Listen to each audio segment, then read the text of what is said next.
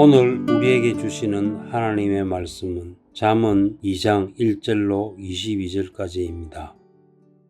내 아들아, 내가 만일 나의 말을 받으며 나의 계명을 내게 간직하며 네 귀를 지혜에 기울이며 내 마음을 명철에 두며 지식을 불러구하며 명철을 얻으려고 소리를 높이며 은을 구하는 것 같이 그것을 구하며 감추어진 보배를 찾는 것 같이 그것을 찾으면 여호와 경외하기를 깨달으며 하나님을 알게 되리니 대저 여호와는 지혜를 주시며 지식과 명철을 그 입에서 내심이며 그는 정직한 자를 위하여 완전한 지혜를 예비하시며 행실이 온전한 자에게 방패가 되시나니 대저 그는 정의의 길을 보호하시며 그의 성도들의 길을 보존하려 하심이니라. 그런즉 내가 공의와 정의와 정직 곧 모든 선한 길을 깨달을 것이라. 곧 지혜가 내 마음에 들어가며 지식이 내 영혼을 즐겁게 할 것이요 근신이 너를 지키며 명철이 너를 보호하여 악한 자의 길과 패역을 말하는 자에게서 건져내리라. 이 무리는 정직한 길을 떠나 어두운 길로 행하며 행악하기를 기뻐하며 악인의 패역을 즐거워하나니 그 길은 구부러지고 그 행위는 패역하니라. 지혜가 또 너를 음녀에게서 말로 호리는 이방 계집에게서 구원하리니 그는 젊은 시절의 짝을 버리며 그의 하나님의 언약을 잊어버린 자라. 그의 집은 사망으로 그의 길은 스올로 기울어졌나니 누구든지 그에게로 가는 자는 돌아오지 못하며 또 생명길을 얻지 못하느니라. 지혜가 너를 선한 자의 길로 행하게 하며 또 의인의 길을 지키게 하리니 대저 정직한 자는 땅에 거하며 완전한 자는 땅에 남아 있으리라. 그러나 악인은 땅에서 끊어지겠고 간사한 자는 땅에서 뽑히리라. 아멘. 오늘도 주님과 동행하여 승리하는 복된 하루 되길 바랍니다. 오늘 본문은 크게 세 부분으로 나누어집니다. 먼저 전반부에 해당하는 1절부터 5절은 하나님의 말씀을 어떻게 대해야 하는지 그 태도와 자세에 대해 교훈하고 있고, 중반부에 해당하는 6절부터 12절은 그렇게 말씀을 대할 때 받게 될 유익에 대해 언급하고 있습니다. 마지막 후반부에 해당하는 13절부터 22절은 의인과 악인의 길에 대해 설명하고 있습니다. 따라서 이러한 이해를 바탕으로 오늘 본문을 더 깊이 살펴보도록 하겠습니다. 첫 번째로 우리는 말씀을 간절히 구하고 또 소중히 여겨야 합니다. 1절을 보면 내 아들아 내가 만일 나의 말을 받으며 나의 계명을 내게 간직하며 라고 기록하고 있는데, 여기서 받으며 라는 말은 히브리 원어로 탈취하다, 빼앗다 라는 뜻입니다. 즉 누가 먼저 가져가기 전에 자신이 재빨리 낚아채는 동작을 가리키죠. 이에 반해 간직하며 라는 이 말은 히브리 원어로 비축하다, 감추다 라는 뜻이 있는데, 누구도 훔쳐가거나 발견하지 못하도록 자기만 아는 비밀 장소에 깊이 보관하는 것을 의미합니다. 따라서 이것은 하나님의 말씀을 성도들이 어떻게 대해야 하는지를 보여주는데요. 우리는 말씀이 강단에서 선포되는 그 순간 정말 떨어지기가 무섭게 그 말씀을 낚아채야 합니다. 그리고 누구도 앗아갈 수 없도록 말씀을 마음 깊숙이 새겨야 합니다. 그럴 때 비로소 그 말씀이 자라나 열매가 되고 또 우리의 삶이 변화됩니다. 정말 하나님의 말씀이 살아있구나, 능력이 있구나 하는 것을 경험하게 됩니다. 그리고 3절 4절을 보면 지식을 불러 구하며 명철을 얻으려고 소리를 높이며 은을 구하는 것 같이 그것을 구하며 감추어진 보배를 찾는 것 같이 그것을 찾으며 라고 기록이 되어 있는데, 이 말씀은 마치 예수님께서 천국에 대해 비유로 가르치실 때에 밭에 감추어진 보화를 발견한 농부 이야기를 연상케 합니다. 농부는 밭에 보화가 감추어져 있다는 것을 알자마자 그 즉시 자신의 모든 소유를 팔아 그 밭을 샀습니다. 놓칠 수 없어 또 그것이 너무나 소중해 지체하지 않고 즉시 행동으로 옮겼던 것이죠. 이와 마찬가지로 우리 역시 하나님의 말씀을 그 무엇보다 최상의 가치로 여겨야 합니다.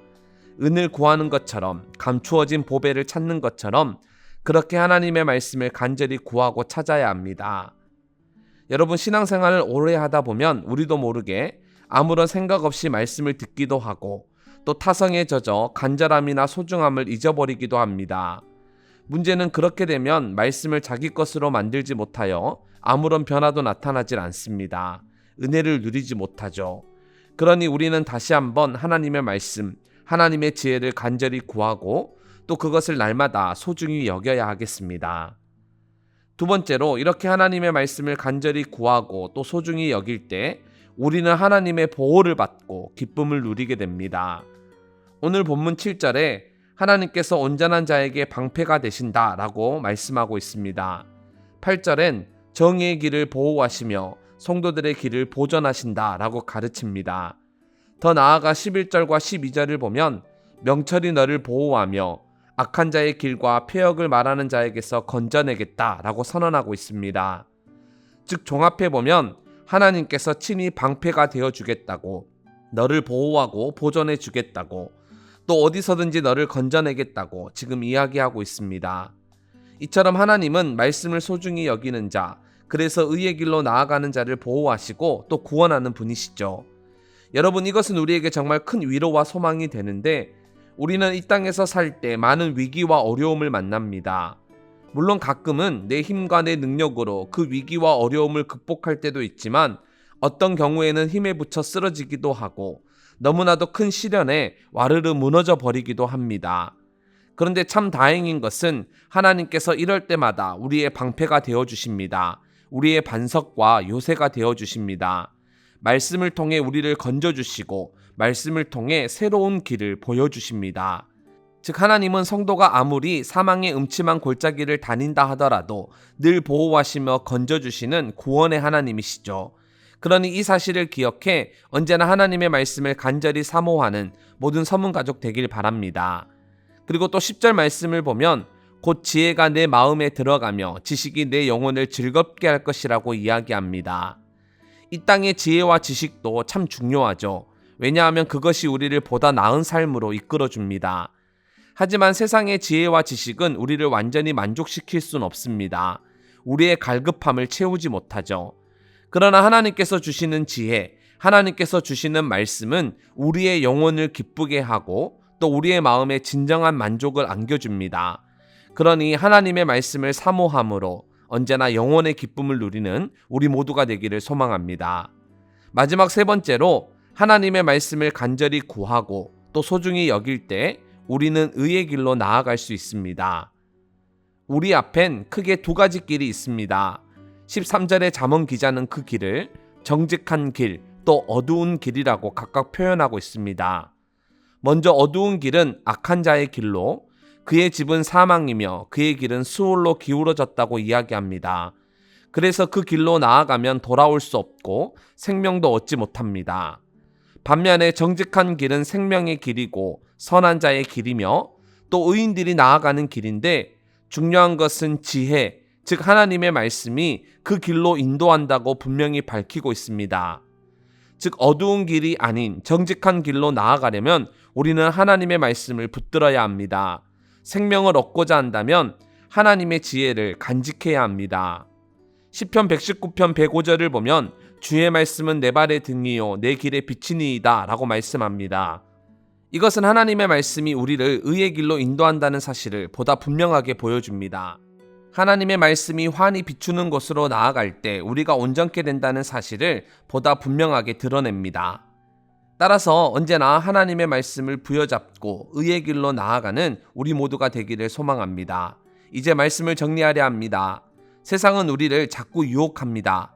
이 유혹을 이겨낼 수 있는 것은 오직 지혜밖에 없습니다. 우리가 정말 하나님의 말씀을 잘 받고 그것을 마음에 새기면 그 말씀이 우리를 보호합니다. 위험한 길을 피해 가도록 만들고 설령 시험을 당하더라도 적절하게 처신하고 또 그 시험을 이기게 만들어줍니다. 따라서 유혹 많고 어지러운 이 세상 속에서 하나님의 말씀을 간절히 구하고 또 소중히 여김으로써 구원의 삶, 평안과 형통의 삶을 살아가는 모든 서문가족 되길 바랍니다. 이 시간 들은 말씀을 기억하며 함께 기도합시다. 하나님의 말씀을 간절히 구하고 사모하여 늘 의의 길로 나아가는 우리 모두가 되게 해달라고, 또 교회를 위해서 기도할 때에는 이번 주부터 본격적인 여름 사역이 시작되는데 토요일에 있을 영유아부와 유치부 여름 성경학교에 하나님의 은혜가 차고 넘치게 해달라고 함께 기도합시다.